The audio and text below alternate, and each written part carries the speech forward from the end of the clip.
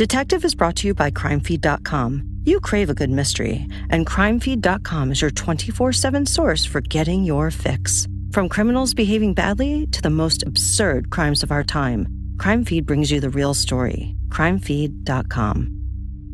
Due to the graphic nature of the content, Detective may not be suitable for all audiences.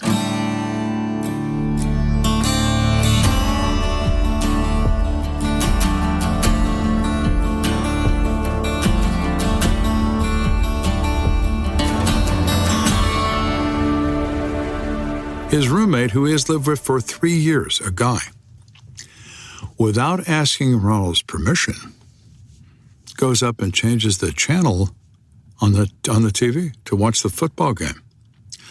Ronald gets up, goes in his room, comes back out with a .44 Magnum revolver and shoots his roommate in the face. That's Lieutenant Kenda describing sociopathic killer Ronald Lee White. I'm Garnsey Sloan for Investigation Discovery, and this is Detective. True stories from behind the yellow tape, the ones you don't hear on TV. On this episode, Lieutenant Kenda talks about motives for murder and those rare individuals who need no motive whatsoever. People talk all the time about how complicated it is to investigate murders. Murders are simple. Do you know why they're simple? Because people are simple. They do simple, predictable things. What motivates a killer? There's only 3 motives for murder, or some combination thereof: money, sex, or revenge. Money first. You owe me money. You should owe me money. You've taken my money. You've failed to give me money that I should have. You've caused me to waste money. All the things are associated with money. Second, sex, and all the things associated with sex. I'm involved with your wife. We're in a triangle, and you need to go away to make this a duo, no more triangle. I'm attracted to you, but you're involved with somebody else. Take out to somebody else. I'm attracted to you, but you don't like me, so I'm going to take you out. Because if I can't have you, no one will have you. And on and on and on. Third is revenge. I hate you. I hate you because you wrecked my car that you borrowed. I hate you because you didn't give me that promotion I had coming. I hate you because you bring my mail to me late every day. On and on and on. Revenge. While the motives for murder may be simple, there's also another important factor in the killer-victim relationship. Most murderers know their victim. In some way, it may only be social, it may be business, it may be a number of things. It doesn't have to be a love affair. It can be any level of social contact. There are the occasional stray bullet victim who's walking down the street with his hands in his pockets and he takes a bullet meant for somebody else. Those are rare as well. Then there's another kind of killer, one so rare and dangerous, they have become the subject of national news stories, movies, and TV. The sociopath. There is a very rare and small number of crimes committed by sociopathic personalities. The press loves to call them serial killers, when in fact they're not really that. That's not a correct term, but that's what the press loves to label people. A sociopathic personality is not capable of human emotion. He or she doesn't feel love, guilt, compassion, empathy, sympathy, none of those things. They are capable of only one emotion, that is rage. Don't make me mad, or I'm going to kill you. Well, they are way less than 5% of the total. The average generally runs around 1 to 2%. Sometimes in some years a little more, depends on the numbers. They're very rare people. Fortunately for all of us, they are incredibly dangerous because they're motivated by anything. It's a cloudy day. I don't like that. I don't like you because you look like a cloudy day to me. Who knows? It's a totally bizarre, crazy thing. So that makes it very difficult to predict behavior, to find this person, so on and so on. It's very, very hard. Most of those guys are, because they are busy trooping through life. They touch a lot of people, and they live a lot of places. They move around a lot. They're very mobile. People are quite familiar with the John Wayne Gacy's of the world, the mass killer who was executed, Dapper Dean Curl, a guy in Houston. They called him Dapper Dean because he dressed so well. He was a neighbor to a judge and a police captain in a very high-dollar part of Houston. He was a deputy city manager, very well thought of, not married, and everybody loved him. Oh, the dedicated neighbor. Oh, I'll cut your grass today for you, honey. You know, it don't look like you can cut the grass. You're older. I'm young, and I can do this. Greatest guy in the world, Dapper Dean. Everybody loved Dapper Dean. Everybody with 32 children he murdered over a period of about 10 years in his soundproof torture chamber in his house.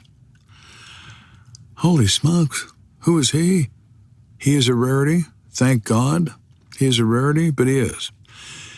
Those people draw the attention of the media, and they raise the fear factor among all the rest of us because they are so bizarre, so dangerous, so random, so frightening. Hence the interest in them. The reason the fascination occurs by the press and by the public is it is so bizarre to believe that you could be deceived. That you live next door to Dapper Dean Curl, or you are at the dinner with John Wayne Gacy, or you're hanging around with these people, and you perceive them to be nice. They seem nice. They're able to carry on their life with very little leakage, as we say in the psychiatric world, that they can conceal their true self easily. They're a chameleon emotionally. They can be charming. They can also be deadly. No one likes to be deceived. No one likes to believe they don't have perception when it comes to identifying people that they think might be dangerous or people who might do them harm. So it's disarming to anyone to discover that they've been deceived and that this person that they so admired is in fact a monster. And they really don't know what to do. And it makes them feel very vulnerable. You have that same emotion that you experience when you see a horror movie, except you're in this movie. So that does lead to the fascination and the whole aspect of a sociopathic killer, that he can be nice, or he seems to be very nice, except he's not. We're talking about someone who is incapable of emotion, and thus is very, very dangerous, and will kill with little or no reason and have absolutely no compassion about it and not even remember it. Vaguely remember it. Oh, yeah, I killed that guy. You know, so that's what it means to them, nothing. The way Lieutenant Kenda describes these killers makes me wonder if he's ever known one. He tells the story of Ronald Lee White. I have a guy who I have on death row in Colorado. He's a different dude. His name is Ronald Lee White. Ronald Lee White is movie star pretty. In fact, we called him Mr. Hollywood when we were looking for him. He sells tanning beds for a living. He's unbelievably handsome. The flashing smile, he's a bodybuilder. I got one click of a cuff around his wrist when I arrested him. He's a big boy. He's also incredibly insane. He kills because he likes it, and it doesn't matter what motivates him because everything does. The methods he uses changes based upon availability of weaponry. He's a piece of work. He's responsible for 15 murders, probably as many as 23, although he denies that. He'll only tell you about murders that he thinks you already know about. It's like a game with him. Here's a story about a sociopathic killer. Here's Ronald Lee White sitting on his sofa. He likes Star Trek, the old Star Trek with Leonard Nimoy.